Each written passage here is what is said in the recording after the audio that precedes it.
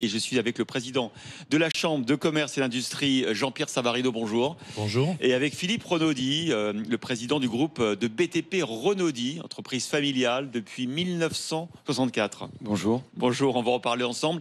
D'abord un mot, Jean-Pierre Savarino, parce qu'on est bluffé depuis ce matin, depuis une heure, de toutes les entreprises qu'on reçoit, notamment de la French Tech, dans tous les domaines.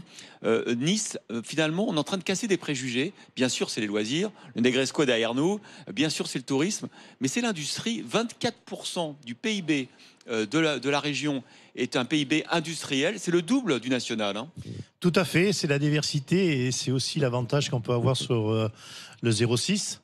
C'est-à-dire on a allié d'une part l'environnement avec une forte connotation touristique, mais beaucoup d'industries, de haute technologie et des activités très diverses avec des grands noms sur notre territoire et qui exercent depuis les années 70 déjà pour certains et ça remonte à loin. Et c'est pas fini parce que, comme vous le disiez, cette région si belle et si chaleureuse qui accueille de plus en plus de jeunes actifs, elle est en train de créer justement les entreprises et l'industrie de demain parce qu'elle elle attire en fait les talents. Elle correspond au modèle aujourd'hui que recherchent les entrepreneurs et surtout les salariés. C'est vrai. C'est-à-dire un environnement et en même temps de la haute technologie et des capacités d'emploi. Donc beaucoup d'activités aujourd'hui vont dans ce sens. Et la création et aujourd'hui l'attractivité de ce territoire, elle est constante. D'où la difficulté de temps en temps aussi à pouvoir pourvoir aux nécessités des besoins des nouveaux arrivants. Un taux de chômage de combien à peu près aujourd'hui dans la région? On est je dirais, 4 à 5 points en dessous du taux de chômage je dirais, national. Ouais. On a plutôt aujourd'hui des problématiques, comme toutes les entreprises en France, de recrutement. Et des problématiques que connaît bien Philippe Renaudi, qui est le président du groupe de BTP Renaudi, président également de l'union patronale UPE jusqu'en juin. Philippe Renaudi, j'ai regardé l'histoire de votre entreprise, c'est incroyable, vous étiez 10 salariés lorsque votre père l'a créé en 1964, dans le terrassement notamment. Oui. Et depuis, vous n'avez pas cessé de grandir, de racheter des entreprises. Aujourd'hui, c'est quoi votre groupe? Aujourd'hui, on s'est développé, on a effectivement racheté 8 sociétés. Donc nous sommes 9 entreprises, c'est 220 collaborateurs, 40... Alors les bonnes années, c'est 42 millions de chiffre d'affaires, les moins bonnes, c'est 38 millions. Voilà, on tourne autour de 40 millions de chiffre d'affaires. Et 3 générations, puisque la troisième génération m'a rejoint très récemment, oui. Bon, et comment se passe le secteur en ce moment? Effectivement, j'imagine, comme partout en France, la difficulté de trouver les talents et la main-d'œuvre. Et en même temps, est-ce que le dynamisme est un peu enrayé là, avec c'est évidemment cette guerre qui pèse sur nous à l'est de l'Europe, ou est-ce que pour l'instant on tient bon? Non, aujourd'hui on tient bon. On sait parfaitement qu'on risque d'avoir un petit trou d'air quand même sur le second semestre. Ouais.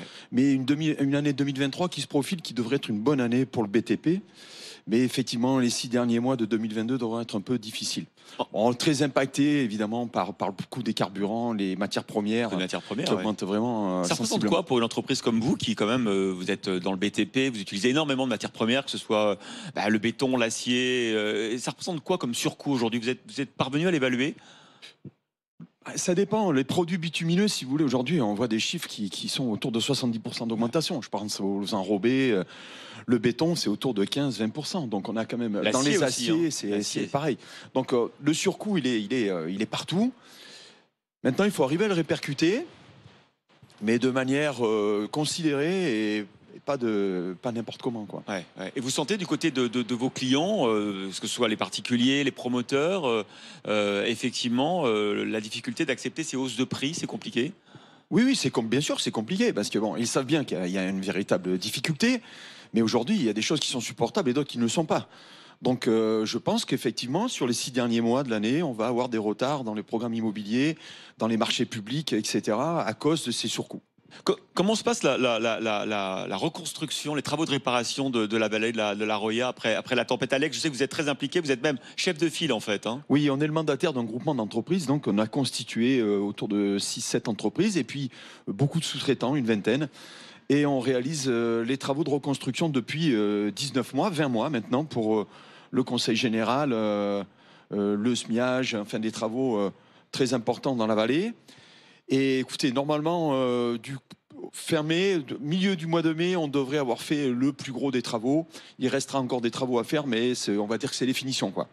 Alors Jean-Pierre Savarino pour la CCI Nice-Côte d'Azur, on a parlé évidemment de l'industrie, mais évidemment quand même le tourisme, hein, effectivement dans la région.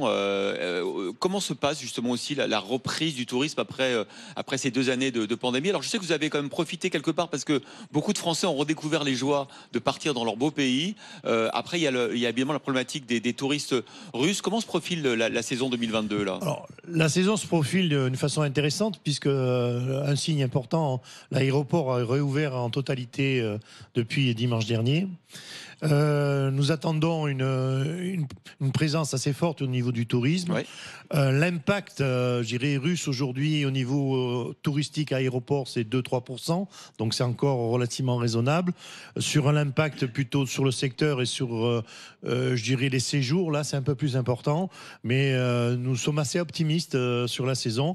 Nous n'avons pas encore retrouvé, par contre, toute notre activité, ce qu'on appelle le tourisme d'affaires, qui a encore été impacté durant ce début d'année et qui devrait retrouver une vitesse de croisière sur le deuxième semestre de 2022. Merci beaucoup Jean-Pierre Savarino pour la Chambre de commerce industrie Nice-Côte d'Azur. Merci Philippe Renaudi aussi. Merci. Pour le groupe de BTP Renaudi. Vous allez fêter vos 60 ans je crois dans 2 ans.